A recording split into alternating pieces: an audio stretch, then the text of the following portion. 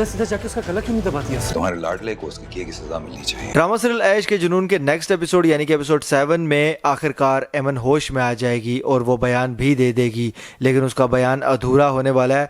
और उसने अधूरा बयान क्यों दिया और इस बयान से होगा क्या, इस हवाले से आज बात करेंगे। ड्रामा सीरियल ऐश के जुनून के नेक्स्ट एपिसोड यानी कि एपिसोड 7 के टीजर में दिखाया गया है कि होश में आने के बाद एमन, जब जाहिर सी बात है कि उससे सवाल जवाब किए जाते हैं, तो वो ये बात कहती है, अली नवाज का बेटा। अब ये बयान तो जाहिर सी बात है सामने सामने नजर आ रहा है कि अधूरा है।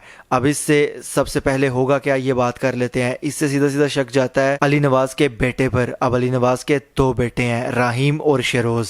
होटल की मैनेजमेंट संभालता है राहीम। इस वजह से इस बयान से सीधा का सीधा शक जाता है राहीम पर। इस वजह से इस बयान के बाद राहीम मुकम्मल तौर पर पुलिस के और लोगों के शक के घेरे में आ जाएगा और काफ़ी हद तक लोग ये मानना भी शुरू कर देंगे कि शायद राहीम ने ही एमन को कोई नुकसान पहुंचाने की कोशिश की है। और जाहिर सी बात है कि एमन हो सकता है कि ज़्यादती की कोशिश का भी इल्ज़ाम लगाए। तो अगर ये बात भी वो कहती है तो ये इल्ज़ाम भी सीधा सीधा राहीम पर आने के पूरे इम्कानात हैं। जिसके बाद नेक्स्ट एपिसोड या उससे अगले एपिसोड के अंदर ये चीज़ दिखाई जाएगी कि राहीम को बाकायदा तौर पर पुलिस गिरफ्तार कर लेगी। जाहिर सी बात है, एक तरफ एमन का बयान, दूसरी तरफ राहीम की वालिदा जो कि अपने बेटे मतलब कि अपने सगे बेटे शेरोज को बचाकर अपने सौतेले बेटे यानी कि राहीम को इस मामले में फंसाना चाहती है। और उसके अलावा हो सकता है कि कहीं ना कहीं राहीम से जिस तरह उसकी सौतेली वालिदा ने मिन्नत समाजत की थी,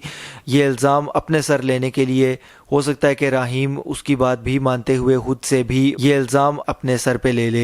इन दोनों में से जो भी बात होती है, फिलहाल इस मामले में राहीम पूरे तरीके से फंसने वाला है। अब सवाल ये पैदा होता है कि एमन ने इस तरह का बयान क्यों दिया जिससे अली नवाज के दोनों बेटे शक के घेरे में आ जाएं। यही दिखाया गया है कि एपिसोड 6 तक जब तक वो जख्मी नहीं थी हुई तब तक उसको इस बात का पता ही नहीं था कि शेरोज का असल में नाम शेरोज है। वो उसको सिर्फ अली नवाज के बेटे और राहीम के भाई के नाम से जानती थी। तो जाहिर सी बात है कि अब इस मौका पर उसने तो अपनी तरफ से शेरोज का ही जिक्र करना है, लेकिन उसको नाम नहीं पता, तो इस वजह से उसने उसके वालिद का हवाला दिया है, जिसकी वजह से सीधा का सीधा शक के घेरे में आ गया है राहीम। अब यही सिचुएशन सबसे ज्यादा इंटरेस्टिंग होने वाली है कि किस तरह से फिलहाल राहीम को कसूरवार समझकर पुलिस की जानिब से पकड़ लिया जाएगा और उसके साथ साथ आने वाले एपिसोड्स में कुछ ऐसा जरूर होने जा रहा है जिसकी वजह से ये सारा मामला उल्टा पड़ेगा एमन के ऊपर और एमन को भी पुलिस गिरफ्तार करेगी। उसमें शेरोज की वालिदा और शेरोज के मामू का भी कलीदी किरदार होगा, जिसके बाद एक टाइम पर राहीम सामने आएगा और एमन की मदद करेगा। लेकिन अभी तो उसको खुद मदद की ज़रूरत है।